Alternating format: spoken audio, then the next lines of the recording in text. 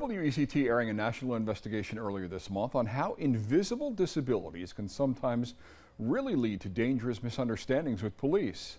There have been documented cases across this country where a simple traffic stop can turn an innocent person into a victim of police brutality in just an instant. Hands behind your back! Hands behind your back! Do it now! Okay. Put your hands behind your back. See what happened there? Police thought he was defiant. It turned out he was deaf, didn't understand what was going on. This was the scene when police in Texas just kept issuing those verbal commands to the man who could not hear them. It's a scene that happens all too often for law enforcement agencies all around the country. Well, joining us this morning is Linda Thompson, New Hanover County's Chief Civic Engagement Officer.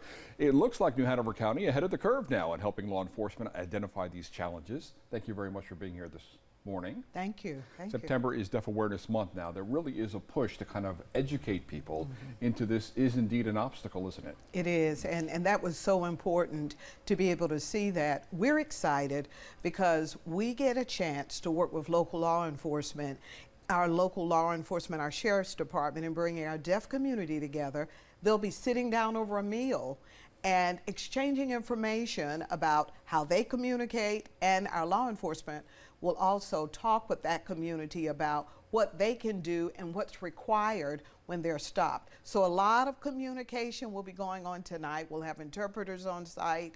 We'll have all kinds of translation devices to make sure the messages get across. Are there policies already in place, or this is what you're learning what to do now with this We're conference? learning what to do now. We also have law enforcement officers, some who may be able to use sign language. Really? We also have language line that we're using at the county. We also have a number of other creative ways to communicate. These cards that you're showing, we gave these out about 4 years ago to local law enforcement to keep in their visors so that as they stop individuals who may indicate that they're deaf and hard of hearing, that they can use these to be able to figure out what needs to be done. There are some legal protections under the American with Disabilities Act. Can you share what some of those could be? Well, certainly they're required by law. If they request interpretation, that we're to provide that interpretation for them. We have other devices on campus, on our government site, that will allow them to be able to get the information they need. So we work along with our local Deaf and Hard of Hearing Center,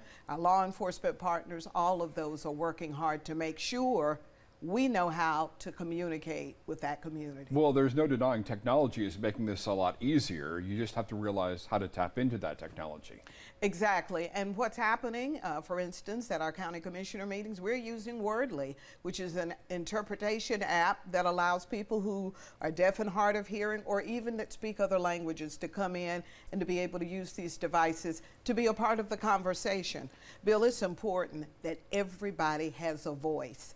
And when we are not willing to listen, we lose that opportunity to communicate effectively and to be safe. That seems like that's the biggest takeaway. And then you've got more than 5 people signing up today. 55 have registered. Registration's closed, unfortunately.